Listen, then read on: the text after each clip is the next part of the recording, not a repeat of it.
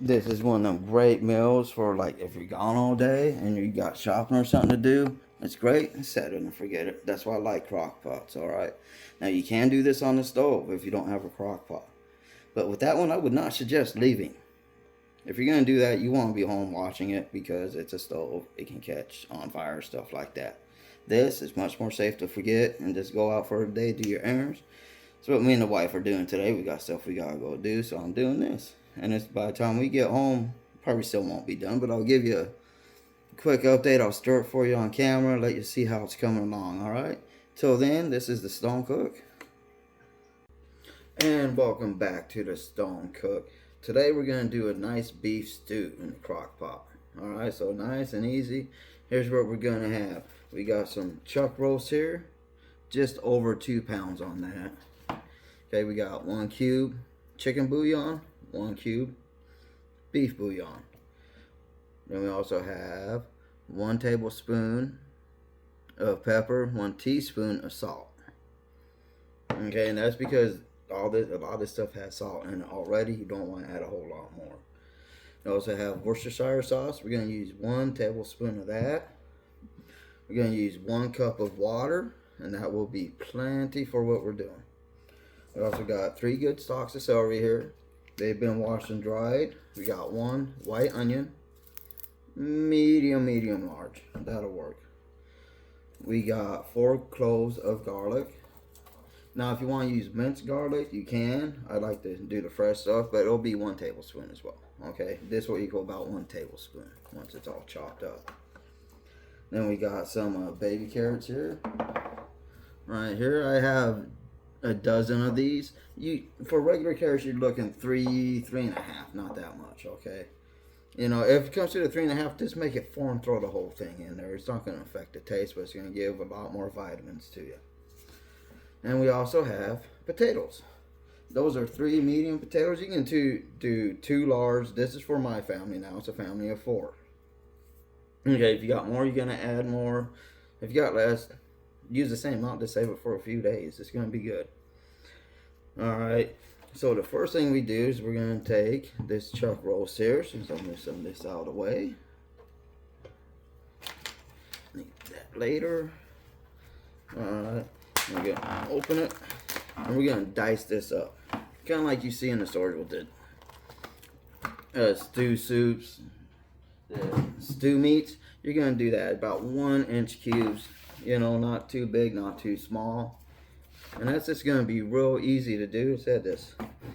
Chop. Chop. Okay. And we're just going to do this through the whole thing until we get 1-inch cubes.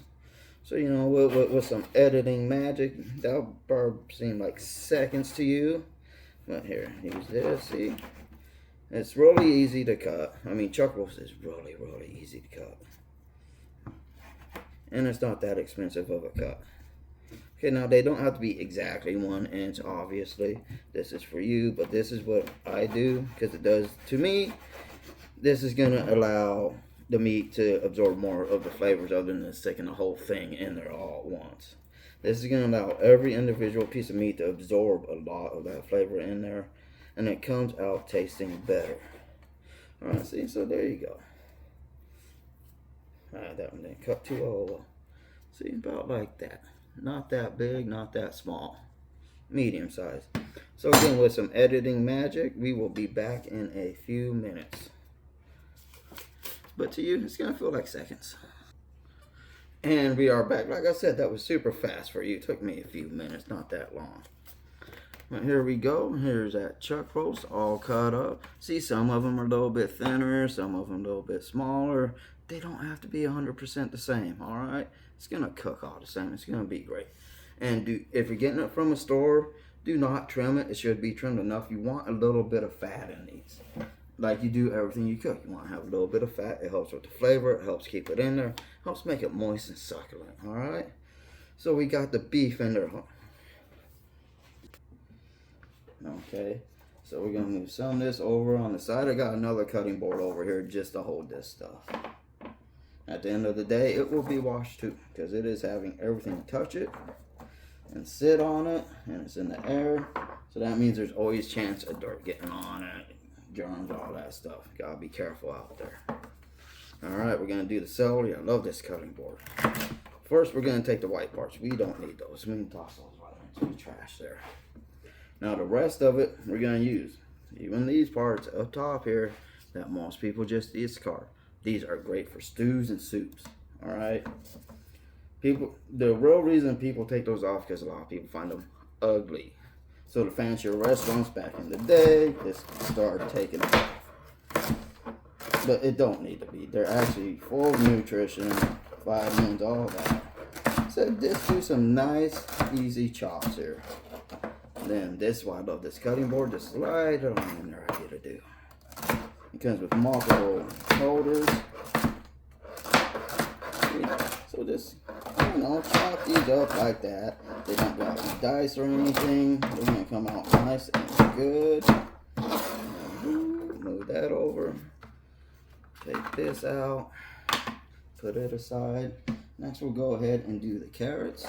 Well, you know what? Here, I'll put the carrots in these. There's one for that.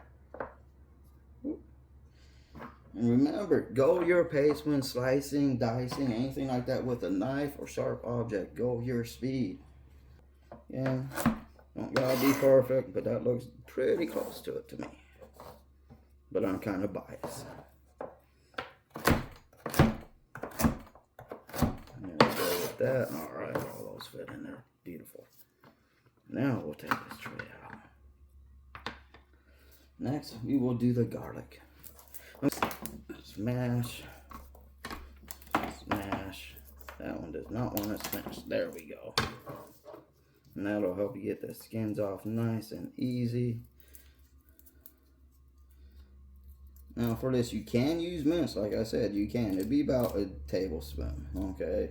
But if you do decide to do the mince, add a little bit, not a lot, maybe a teaspoon of garlic powder in there along with it. Same with the onion, you can use the powders and stuff. I prefer not to. If you're going to use a powder, it's around 2 tablespoons to get the same amount of flavor, alright? But I like using fresh. Always use fresh whenever you can. That's the #1 thing. Use fresh. Again, this thinly sliced. Let's see if I can get that up there. Right there. It's nice and thinly sliced. See that? That's how you want it. The thinner the better. It's going to allow more of that juice to get out into the stew here. Alright. This does have a tendency to take long. There are 2 more pieces. And garlic is sticky. So use gloves when dealing with garlic every time. It is super sticky. Alright, that's all 4 pieces of those. Alright, we're going to go ahead and just put these in here. Let's scatter them about that piece and cut all the way. There we go. See, that looks good. Alright. Now, potatoes. We're just going to dice these up, alright? You can do this any way you want, but I'm going to do it this way. Again, small pieces is fine, big pieces with this, it don't matter. I prefer small pieces. So I'm cutting them a little bit smaller than you might, but not that much.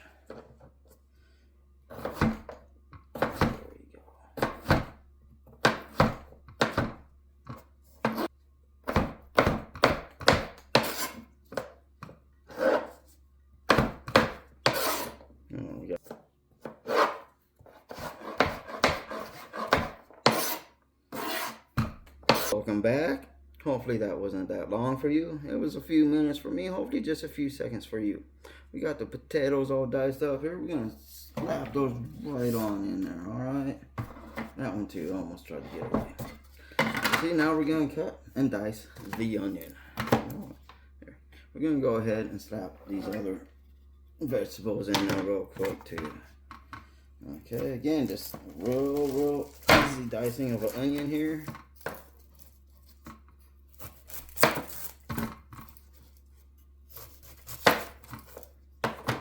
Discard that. I probably should have prepped this part more. Hold the first layer of onion off. You don't have to take the first full layer off. I do because one, it's easier, and two, I like to make sure. Now when cutting onions, do not rub your eyes. It hurts. That I know from experience. No, it was not. Choppity chop. Alright, and we're back with the onion all diced up, looking nice here. Hopefully you didn't have to watch me cutting it all. Here we go, that's in there. We're going to go ahead and put our 1 cup of water up in here as well. Put this in here. There we go. 1 cup of water. Then we're going to use 1 tablespoon of Worcestershire sauce. Worcestershire sauce.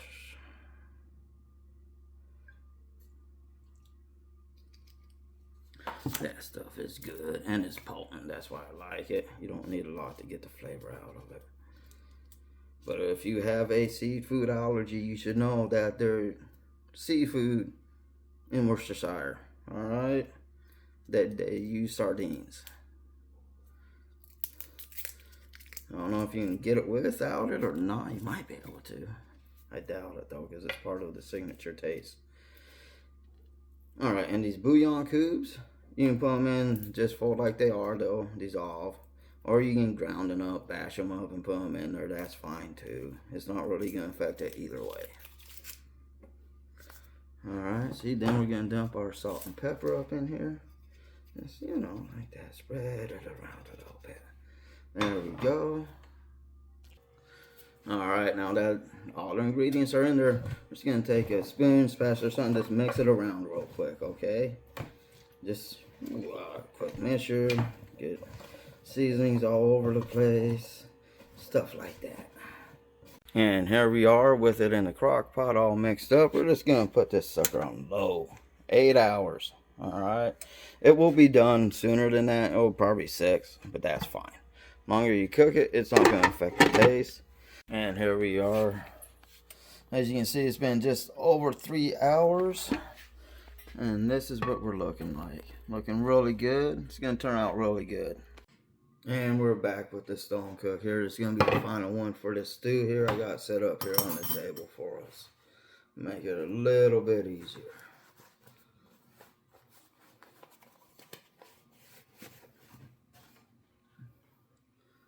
That is what the final product looks like. Real thick, real hearty. Everybody's gonna like it. If you want, you make some garlic bread, something like that. Some butter bread, go with this. It'll be all good.